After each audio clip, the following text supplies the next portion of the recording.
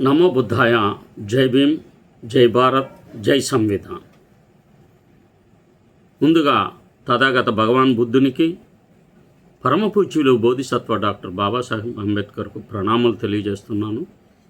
నా పేరు బేతాళ సుదర్శనం. నేను భారతీయ బౌద్ధ మహాసభ సమతా సైనిక దళ్ విభాగానికి ఆంధ్రప్రదేశ్ రాష్ట్ర అధ్యక్షుడిగా బాధ్యతలు నిర్వహిస్తున్నాను. ఈరోజు చాలా ముఖ్యమైన విషయం.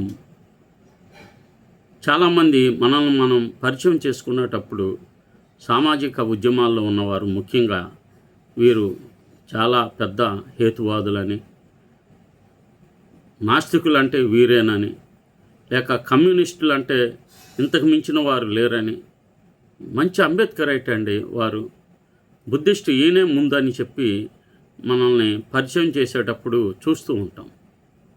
కానీ ఆచరణలో బోధించే విషయంలో వీరు ఏ విధంగా ఉన్నారు అనే ప్రశ్న తరచుగా మన సమాజంలో వస్తున్నది. ఈ అంశం మీద నేను ఈరోజు మాట్లాడాలని భావిస్తున్నాను. పేరుకైన హేతువాదులు, నాస్తికులు, కమ్యూనిస్టులు, పూలే అంబేద్కరైట్లు, బౌద్ధులు, భావజాలాన్ని బోధించేవారు ఆచరణలో ఎందుకు వెనకబడుతున్నారు? సమాజాన్ని మార్చాలని చెప్పే ప్రతి ఉద్యమం ఒక గొప్ప సిద్ధాంతాన్ని, ఒక విలువల వ్యవస్థను ముందుకు తీసుకువస్తుంది. హేతువాదం మనకు తర్కం నేర్పుతుంది. నాస్తికత్వం మనకు అంధవిశ్వాసాలను ప్రశ్నించమని చెబుతుంది. కమ్యూనిజం సమానత్వం గురించి మాట్లాడుతుంది. మహాత్మా జ్యోతిరావు పూలే, బాబాసాహెబ్ అంబేద్కర్ భావజాలం సామాజిక న్యాయం గురించి పాఠాలు చెప్తుంది. బౌద్ధం వివేకం, సమత, కరుణ మనకు మార్గం అని చెప్తుంది. కానీ ఒక ప్రశ్న మన ముందుకు వస్తుంది. ఈ భావజాలాలను బోధించేవారు, ఆచరించేవారు, చెప్పేవారు నిజంగా వాటిని మనం ఆచరిస్తున్నామా? ఇదే $1 మిలియన్ ప్రశ్న. వేదికలపై విప్లవం, ఇంట్లో సాంప్రదాయం. వేదికలపై నిలబడి చాలామంది నాయకులు గొప్పగా మాట్లాడతారు. అంధవిశ్వాసాలను విడిచిపెట్టాలని గుండెలు కొట్టుకుంటారు. కుల వ్యవస్థను ధ్వంసం చేయాలంటారు.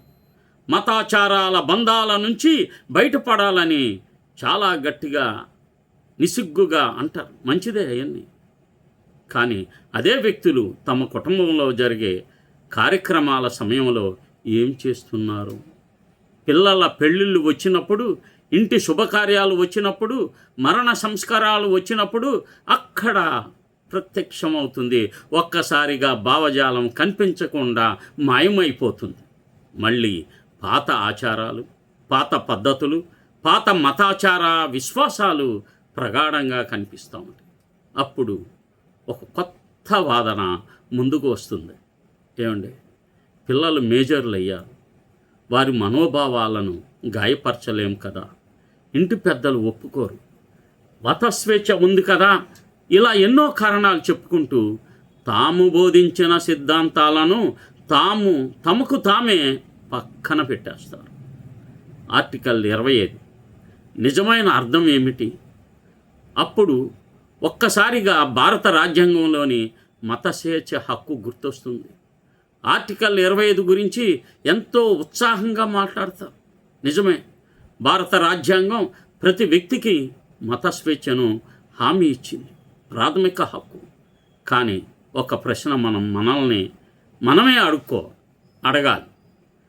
మత స్వేచ్ఛ హక్కు ఉందని చెప్పుకుంటూ మనం నమ్మిన భావజాలాన్ని త్యజించడం కోసం ఈ కారణాలు చెప్పడం సమంజసమా?